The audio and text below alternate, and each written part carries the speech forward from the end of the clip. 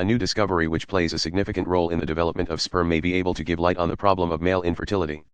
Scientists from Howard Hughes Medical Institute believe they have discovered that a defect in the Jhdma2a gene could cause some cases of infertility in men. The Howard Hughes team noted that mice lacking the Jhdma2a gene were infertile and only produced tiny numbers of abnormal sperm.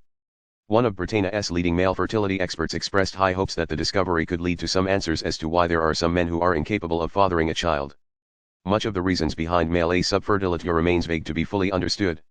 Abnormally shaped sperm or very low sperm count are two of the reasons why some men are not able to father a child. Many research studies are looking at genetic defects to be responsible for these conditions.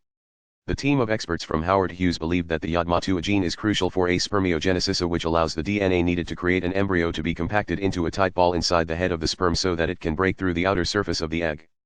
Spermiogenesis is the final maturation stage of sperm, when the cell builds its pseudopod, acquires the ability to crawl, and becomes capable of fertilizing an oocyte.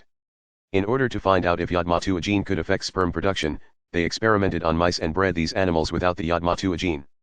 These mice turned out to have unusually small testes, had a very small number of sperm production, and could not produce offspring.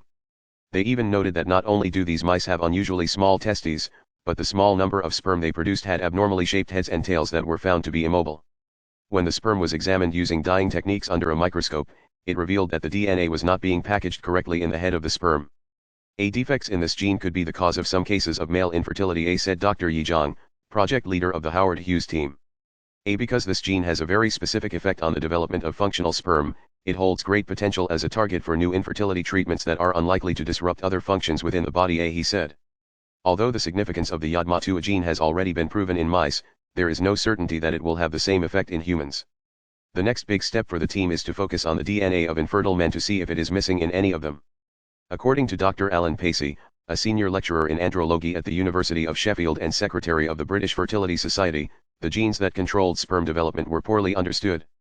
The way that sperm DNA is packaged into the sperm head is quite unique, and we know even less about that.